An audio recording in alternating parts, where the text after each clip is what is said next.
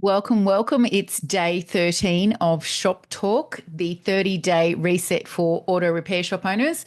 I'm Rachael Evans. I'm the founder and CEO of the Workshop Whisperer, and we've been helping auto repair shop owners just like you to achieve business success since July 1 of 2014. So coming up to 12 years. And I'm here with you at a very busy time of the year. Every day for 30 days. We're on day 13, as I've mentioned. And I'm here doing it at this time of the year because one of the biggest excuses we hear from repair shop owners at all times of the year is that I just don't have time. I do not have the time to work on my business. Well, when you want a different result, you will either eventually realize that something has to change, and that's usually the way you see the time you have available, or you will simply carry on doing things the way you're doing them, getting the result that you're currently getting. If you don't want that for the next year, then I encourage you, if this is your first time coming across this 30-day series on YouTube, I encourage you to go back to day one and just watch the 10 to 15 minutes that I'm recording with you each day because I'm sharing what we do here at the Workshop Whisperer. I'm sharing best practice. I am sharing the what of what needs to happen to achieve the result that you want and the result that you went into small business ownership for. So, today, what we're talking about is the business partnership. So, many repair shops in the independent auto aftermarket have a technician owner. Most will be like that, 99%. And many also have the technician owner's life partner involved in the business in some way. A smaller percentage just have the technician owner in the business while their life partner either is in their career or is doing a version of something in the home or caring for others.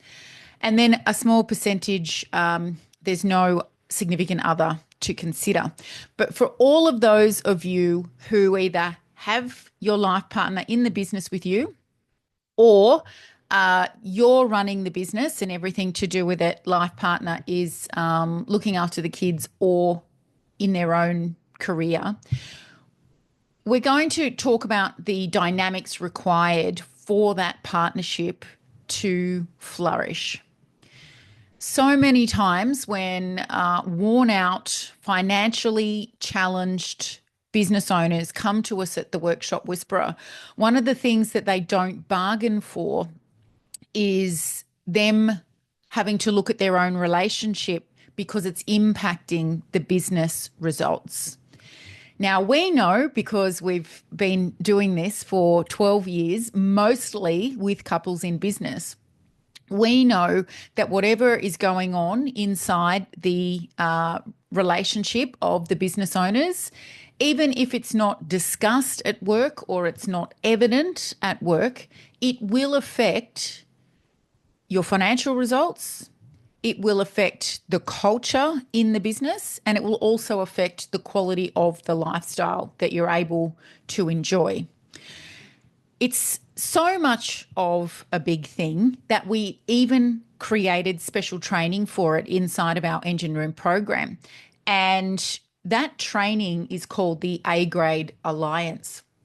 And there's also a mini version of it in video form here on YouTube. And in order to, I guess, have the relationship that thrives at home and thrives at work, you really have to lay some ground rules with each other for things to operate efficiently. And you owe that to yourselves, first of all, because remember, you were life partners usually before you became business partners. And quite often, the fact that you became business partners was a bit of an accident. The technician owner is often the one that wants to go into business. They want to do it for themselves, supported by their other half, but with the other half not intending to actually work day to day in the business. But that's something that happens later. And before you know it, the both of you are stressed out to the eyeballs because often the significant other comes into the business to help relieve the stress of the technician owner because he didn't get leadership training during his apprenticeship or the early years of his trade qualified period. And he also didn't get business training, and likely the significant other didn't get business training either. So we've got two people doing their best with what they know, and often we see it more times than not that the significant other comes into the business to help relieve the stress of the technician owner, and then she, usually it's a she, feels that she needs to take the financial burden upon herself. So she will try and work out the numbers. She will attempt to pay all the bills and look after anything that is overdue, because that is also a large part of the stress that the technician owner is carrying. She just wants him to have the best quality life. And I might be talking to you. She just wants you to have the best quality life that you can have. And she thinks by holding on to that burden that she is helping. But if you're allowing that to happen, you're actually disempowering both of you. And you would know that you're disempowering both of you when you start to argue about money, because she will eventually become as stressed out as you are because there's not enough money to pay the things that need paying. There's not enough cash flow coming through. And now she's the one organising to rob Peter to pay Paul, while she's thinking she's leaving you to focus on what's going on the workshop floor so you can sell those hours and get those cars out. But you're still stressed out because you don't have proper systems in place. And she's stressed out because she doesn't have the funds to get everything done and cleared at the end of every month, as well as the two of you now, because you're both relying on the business for your income, as well as the two of you having enough money to do what you want to support your family and live the life that you want. Now we've got two people tied to the business. We've got two people who can't get free of the business to enjoy time with the kids, and things really start to snowball. And it often is a miracle if your team doesn't pick up on the stressed out and often negative energy that's happening between the two of you. So how do we start to work on this issue? It's called the A-Grade Alliance. There's a set of agreements that our two owners, and obviously this works as well if you're in a completely platonic business partnership. You still have to have a set of agreements, a set of rules that the partnership operates by. And I'm not going to go into what all of the 6 agreements are today, but because you can go and get access just by searching Alliance on our YouTube channel. But the number one rule, and it's always the first thing that is raised, is that there can only be one CEO. So if you're in a platonic business partnership, it might be 2 technician mates. It might be 2 platonic, a male and a female, whatever it is.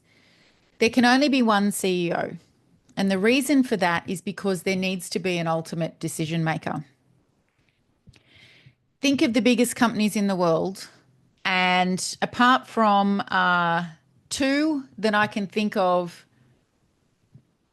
which have also changed their leadership structure since. But there's only 2 I can think of that did the co-CEO thing. And that was Atlassian, and now there's only one CEO, and the other was Google for a time.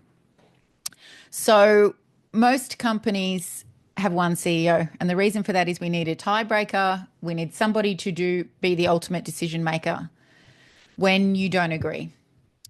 So inside our client base, quite often that does become the significant other in the business because they have been focused more operationally, building the business than the technician owner who is still either overseeing the workshop floor, still selling hours, perhaps working at the service desk as well. So whoever it is, because there's no wrong or right, there just has to be one. You need to stick to the decision once it's made, and you need to honor it. So if you're the technician owner watching this and the decision was made that it actually makes more sense for your significant other in the business to be the CEO, then you must back that 100%. You must not undermine that.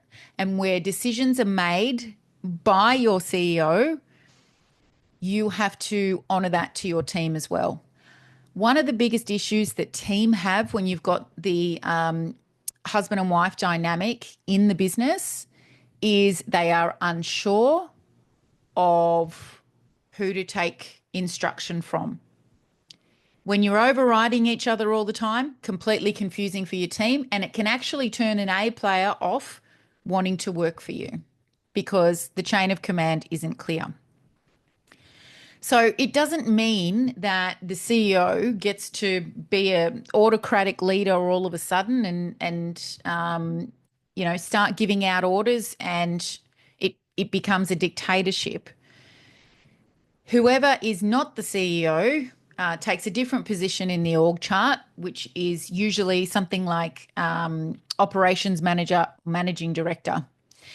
And this usually means that they oversee the team and instruction is passed down from the CEO to your managing director or your operations manager and down to your team. And it's very clear then for your team who they're going to in the first instance with an issue.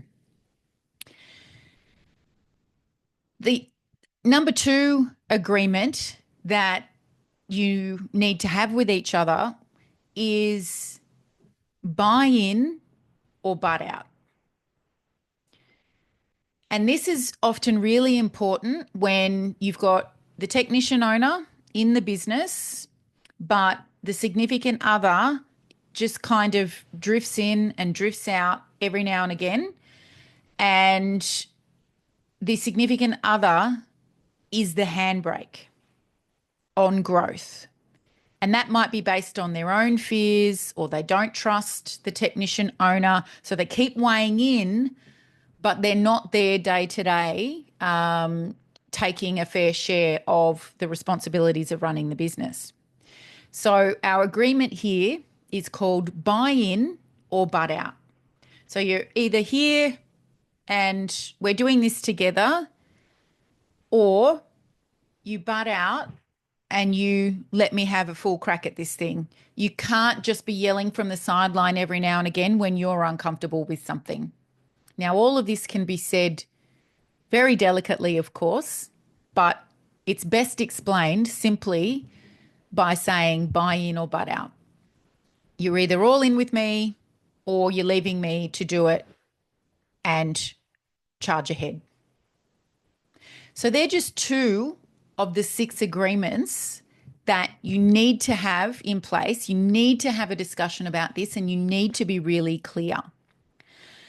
And if you would like to know what the other 4 are, as I said, at the conclusion of this video today, just jump back to our channel, subscribe, make sure you like this video first, but then just search Alliance on our channel and you'll find the training that we pre-recorded on it. It's much more in-depth inside of our engine room program, but it is pretty important for most business partnerships in the auto aftermarket to have some access to this information, which is why we put a mini training out on it a while ago.